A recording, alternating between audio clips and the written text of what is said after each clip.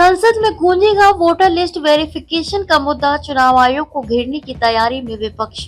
बिहार में मतदाता सूची के विशेष पुनरीक्षण को लेकर एकजुट विपक्ष सड़क पर उतरा और आगामी मानसून सत्र में भी आवाज उठाएगा।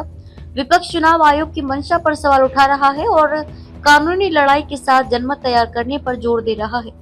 INDIA गठबंधन संसद में चुनाव की निष्पक्षता पर बहस की मांग करेगा और चुनाव आयोग को निशाने पर लेगा।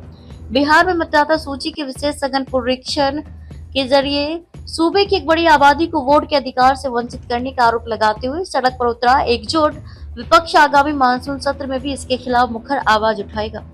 चुनाव आयोग की इस कसरत के पीछे की मंशा पर गंभीर सवाल उठा रहे विपक्ष का मानना है कि महाराष्ट्र में 2024 के लोकसभा चुनाव के बाद 5 महीने में ही 40 लाख लोगों के नाम मतदाता सूची में शामिल किए जाने से बदली राजनीति के परिप्रेक्ष्य में बिहार में कराए जा रहे पुनरीक्षण के खिलाफ कानूनी लड़ाई के साथ साथ जनमत तैयार करना भी बेहद अहम है। इसके मद्देनजर ही सड़क पर राजनीतिक लड़ाई के साथ INDIA गठबंधन एकजुट होकर मानसून सत्र में चुनाव की पवित्रता, निष्पक्षता और पारदर्शिता सुनिश्चित करने के मुद्दे पर संसद में बहस की मांग करते हुए चुनाव आयोग को निशाने पर लेगा।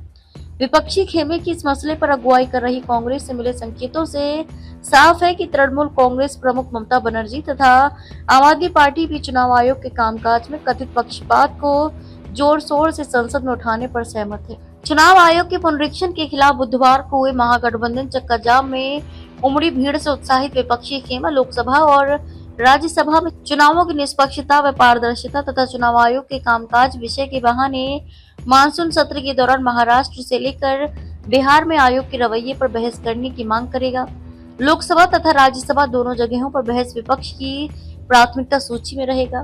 कांग्रेस अध्यक्ष मल्लिकार्जुन खड़गे तथा लोकसभा में नेता विपक्ष राहुल गांधी के स्तर पर संसद में इस मुद्दे को प्रमुखता से उठाए जाने के पुख्ता संकेत हैं।